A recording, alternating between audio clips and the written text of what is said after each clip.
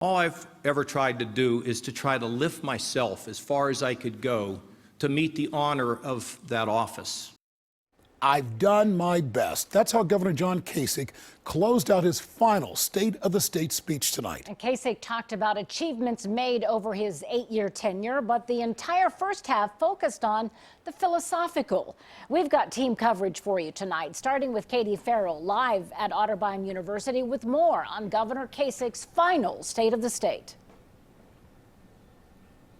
That's right, Mike, Colleen, and the governor didn't talk about policy for the first 35 minutes of this speech. Instead, as you mentioned, he's focused on the philosophical, his faith and values, things like love and responsibility, all things that he thinks can help change Americans and make Ohio better.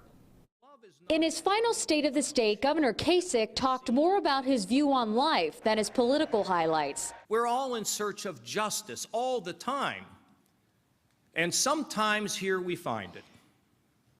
But I believe that we will find perfect justice on the other side of the grave. Later in the speech, he spoke about achievements from health care and prison reform to tackling human trafficking in Ohio's opioid crisis. I believe that because we have been faithful to practicing these values that I have talked about earlier, I believe the state of Ohio is stronger today than it's been in a generation. We are proud to be Ohioans. We are more hopeful. We are more united. And we have set a course for others to follow. Ohio is back, and Ohio is strong again, ladies and gentlemen. The governor spoke in length about mass shootings, but shied away from talking about gun reform. He closed by saying there is still more work to be done. The race isn't over for us. We can't even see the finish line. It's so far in the future. Together, we have a world to change. Now, not everyone was happy about this speech. With more on that, NBC4's Jason Aubrey joins me. That's right, Katie. When I talked with lawmakers today, they just told me that they just didn't hear what they wanted to out of the governor tonight. Kasich left the facts and figures to the Republican caucus leaders to address after his speech. We have seen significant improvements to the state's economy, and we're continuing to head in the right direction. While Democratic caucus leaders latched on to Kasich's philosophical plea. The governor kind of issued an ultimatum to all of us today. Work together, respect one another, get the job done. I'm ready to stand up and do that. Outside, other lawmakers spoke off the cuff. It was a nice, thoughtful presentation, the kind of presentation you might hear on a Sunday morning across the state of Ohio, but it really doesn't address the issues that people want to talk about in Ohio. I really wish the governor would have touched on what the state of the state really is. I think maybe a little bit of a missed opportunity, because I think when you go through what he went through and you lose an election, I think you kind of maybe have a little more reflection on that and what that teaches you, I guess. This was an opportunity, for the governor to wrap up his 8 years and really reflect on his last 8 years. And in the end, his message resonated for some lawmakers. I think that he is right in that we need to all take a look within ourselves and ask ourselves why we're doing what we're doing. What is the reason and the motivation behind even the legislation that is being projected? And so hopefully it will make a big difference.